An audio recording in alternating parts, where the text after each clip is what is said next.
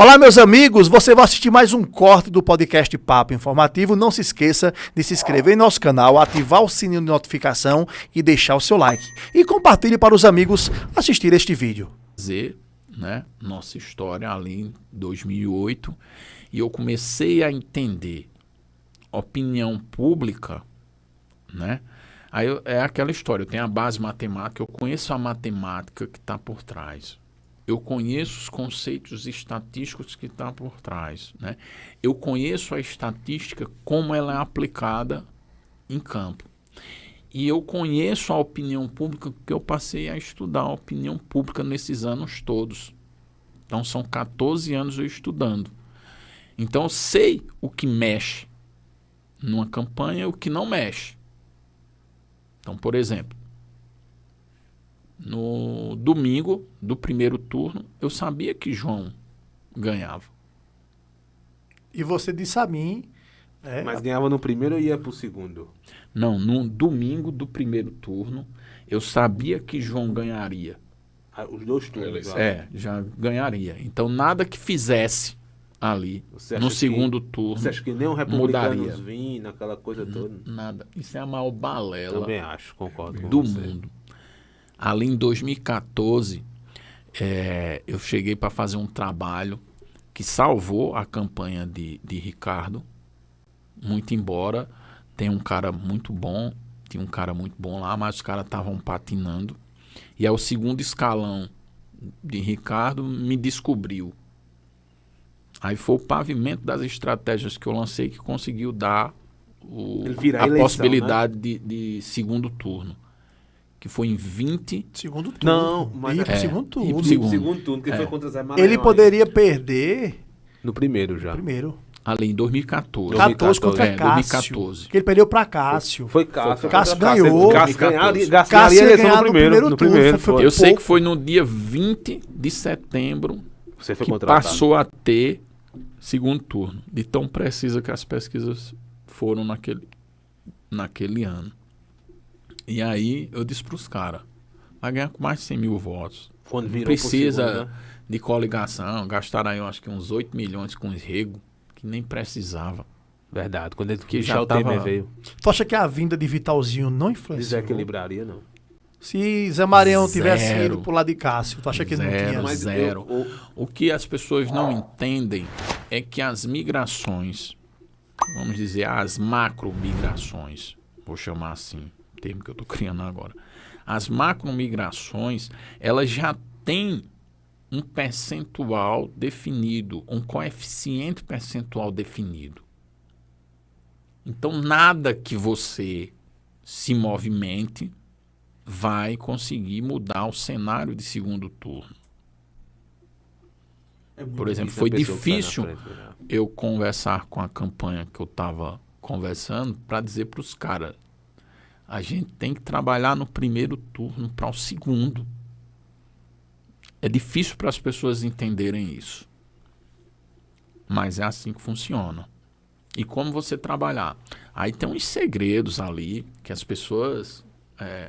os caras não existem. Não existe, eu digo, talvez até a nível de Brasil, gente. Uma figura do estrategista eleitoral. Não existe essa figura. Por Os quê? caras não sabem. Por quê? Porque atribuíram isso a os marqueteiros. Aqueles caras que usam calça duas cores, óculos bem grande, né?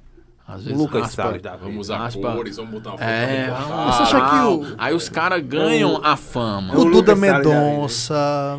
Eu nunca essa galera vi aí- um marqueteiro ganhar a campanha. Concordo com você. Eu já vi Perder. perder. que é o que você Agora fala. você já viu o político Duda ganhar Mendonça, programa. os caras falam, porra, Duda é um gênio.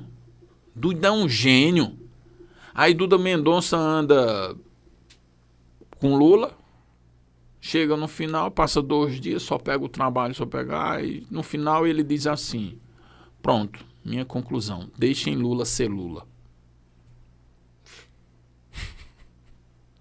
Essa é a genialidade. Pô, Lula é um encantador. O que Ciro Gomes falou. Encantador. Rafael falou, né? Ciro falou, é encantador de serpente. Encantador de serpente. O senhor cara. concorda com o Ciro Gomes? Sim, cara. Por quê? Por quê? Sim. Tu quer mais? O número A não história conta. dele, pô.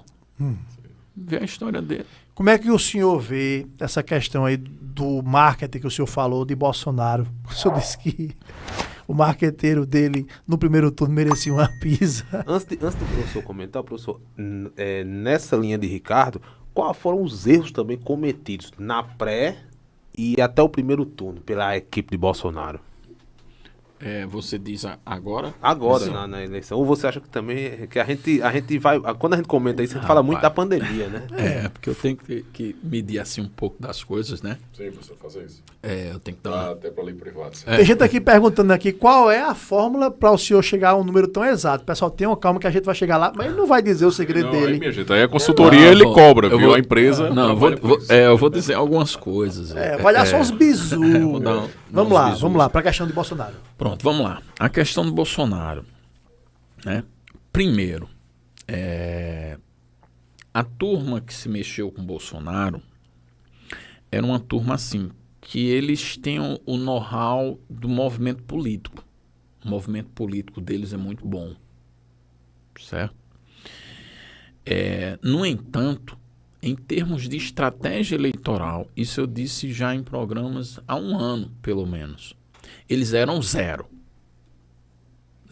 em estratégia eleitoral. As coisas, mas isso tudo se confunde, é tudo a mesma coisa, não. Movimento político é uma coisa, estratégia eleitoral é outra. Por exemplo, eu cheguei aqui e Ricardo estava fazendo umas conversas de movimento político.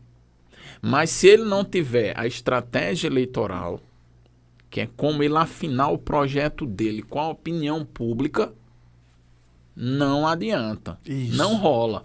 Então as campanhas não têm isso. Na de Bolsonaro não tinha. Então deu entrevista até no Intrometidos, ficou muito boa em agosto. O pessoal gostou muito, porque eu dizia ali, motociata, não traz voto. Maior besteira do mundo. Mas, como é que pode? É só movimento. Não sei o quê, tal. É importante. Só movimento. Só movimento. E outra coisa, você está navegando dentro do seu público já. Na sua bolha, né? Na sua bolha. As pesquisas estão erradas porque vejam a quantidade de gente que vai para a motociata e veja que os eventos de Lula não tem ninguém. Claro, parte do eleitor de Lula não era de Lula. Era anti-Bolsonaro. Verdade. E outra parte do eleitor de Lula tinha até vergonha. O voto silencioso. Voto silencioso. Campina Grande foi um exemplo disso. Tá entendendo? Então os caras têm essa leitura muito ruim em termos de estratégia eleitoral.